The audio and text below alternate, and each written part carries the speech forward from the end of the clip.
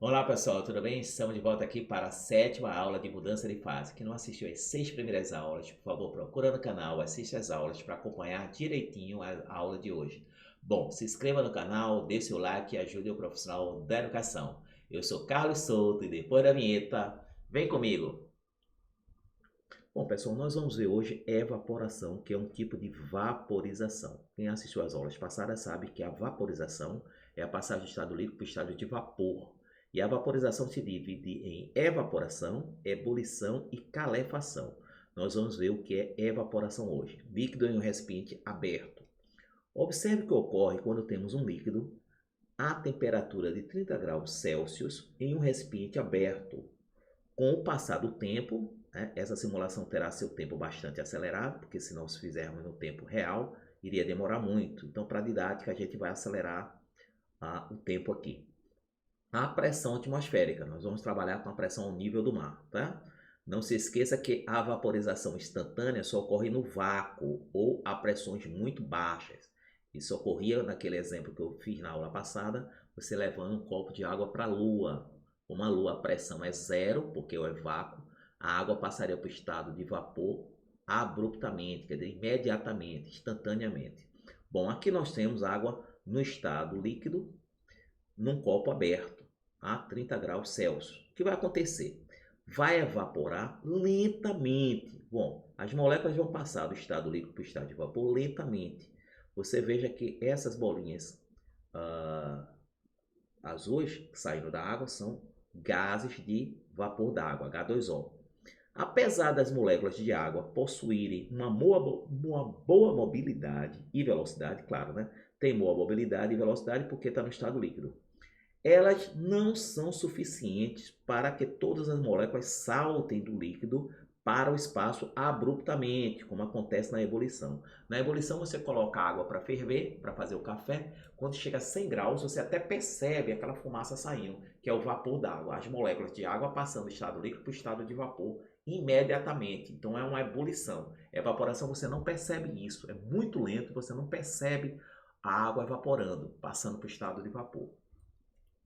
Porém, algumas moléculas possuem velocidade suficiente para tal e saltam do líquido. Então, algumas moléculas no estado líquido conseguem, por sua velocidade, passar do estado líquido para o estado de vapor lentamente. Com a continuidade do processo, todas as moléculas podem sair do líquido, num processo denominado evaporação. Então, a evaporação é muito lenta. Se você coloca uma roupa no varal para secar, demora muito. Aquilo ali é evaporação. A água vai passar para o estado gasoso, para o estado de vapor, muito lentamente, porque ela por si só, poucas, poucas moléculas têm velocidade suficiente para saltar para o estado gasoso. Então, a evaporação é muito lenta. Então, nós temos aqui, num copo aberto, o nível de água vai baixando, mas quase que você não consegue perceber. Só depois de muitos dias é que você vai ver o nível de água ter descido, né? Isso acontece também em poças d'água depois do dia de chuva na rua. As poças d'água ficam lá por muitos dias. Vamos ver outro exemplo aqui. Observe o que ocorre quando temos um líquido a uma temperatura de 30 graus Celsius, novamente, em um recipiente fechado. Com o passar do tempo, vamos ver o que vai acontecer. Suponha que eu tenha água aqui e o copo agora está fechado. Bom, uma certa quantidade de moléculas pulam do estado líquido para o estado gasoso, mas veja que o nível de água quase não desceu, ok? Observa-se que, com o recipiente fechado, o nível do líquido baixa no início e depois para, exatamente.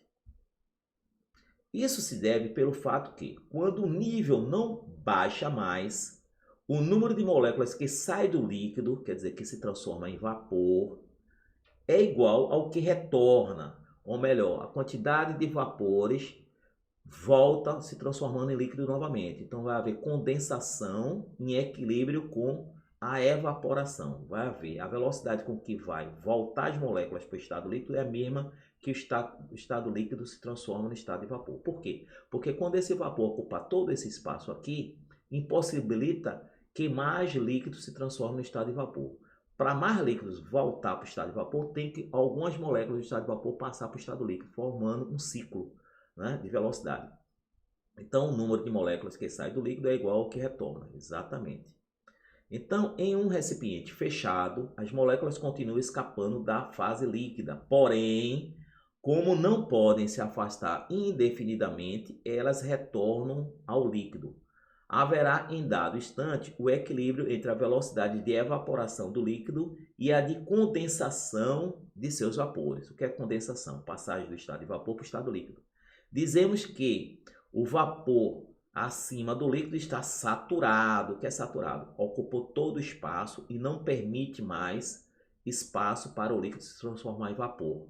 Para algum líquido ainda se transformar em vapor, o vapor tem que voltar a ser líquido, formando um ciclo, pois não admite mais a evaporação. Então, no estado saturado, esse vapor aqui é um vapor saturante, não mais vai forçar o nível de água descer. Você não vai conseguir perceber o nível de água descer. Então, vamos lá, próxima página. Nós vamos acompanhar uma importante experiência. Inicialmente temos mercúrio até um certo nível e vácuo na parte superior. Então, vamos supor que eu tenha mercúrio aqui e coloquei um tubo de ensaio de cabeça para baixo. A pressão que o ar, que é a pressão atmosférica, faz no mercúrio, faz a coluna de mercúrio subir até esse nível aqui. Acima do mercúrio é vácuo dentro do tubo, vácuo. Então não tem pressão, não tem ar. Veja a demonstração na página seguinte. É uma experiência chamada experiência de Torricelli, que foi um físico muito famoso. Experiência com tubo de Torricelli. Observe a prática abaixo. Inicialmente, o nível de mercúrio depende somente da pressão atmosférica local. E na parte superior do tubo existe vácuo. Então aqui eu tenho um tubo de cabeça para baixo, o mercúrio subiu até essa coluna devido à pressão atmosférica que força o mercúrio a subir. Pressionando aqui os lados do recipiente, o mercúrio sobe até essa altura aqui. Com o auxílio de uma mangueira, vamos introduzir lentamente um líquido puro, no caso a água. Vamos ver o que acontece. Então a animação está mostrando a mangueira, certo? Ligada ao recipiente. Nesse momento vamos ligar a água aqui.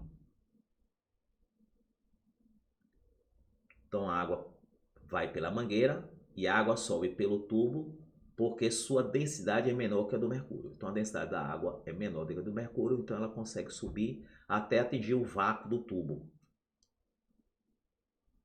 Mas quando chega no vácuo, aquele exemplo que a gente deu na aula passada, né? Como quando levasse água no estado líquido para a Lua, assim que você abrisse o líquido todinho ia se evaporar imediatamente, né? Então, ao chegar à superfície do mercúrio, a água vaporiza-se totalmente rapidamente devido ao vácuo encontrado, porque não tem pressão.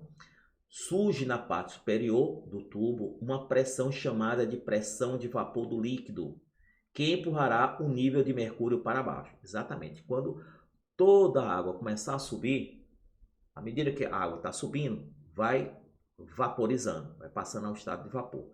E vai começar a pressionar essa coluna de mercúrio para baixo. Então vamos ver aqui exatamente o que vai acontecer. Mais água, mais vapor se formará, aumentando a pressão acima do mercúrio e empurrando o mesmo para baixo. Vamos lá, ó, a coluna de mercúrio descendo. Porém, a água chega a um ponto que não mais evapora. Então, a maior quantidade de água que começa a chegar, como aqui já está saturado, não tem espaço, a água mais não passa do estado líquido para o estado de vapor, porque aqui a pressão agora não é zero. Agora eu tenho vapor d'água, então não é mais vácuo. Então o líquido, que é a água, quando subir, fica sobrenadando no mercúrio.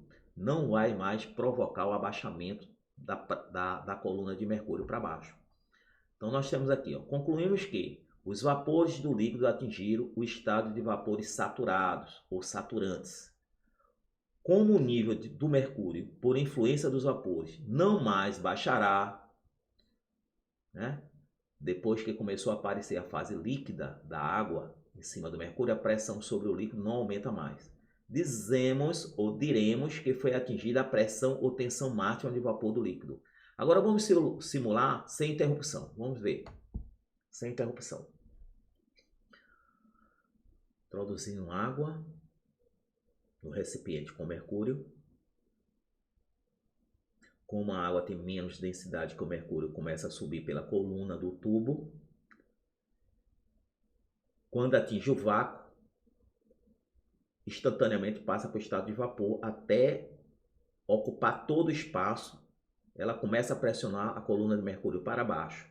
Se você introduzir mais água, como já está o vapor saturado, não tem mais espaço para moléculas de vapor, a água que sobe não mais vai se transformar em vapor, e sim fica sobrenadando no mesmo estado, no estado que estava, no estado líquido, e aí vai haver um equilíbrio, né? A pressão que o vapor vai fazer para baixo, mais a pressão do líquido para baixo, se iguala à pressão que o mercúrio vai fazer para cima. Então há um equilíbrio hidrostático, ok?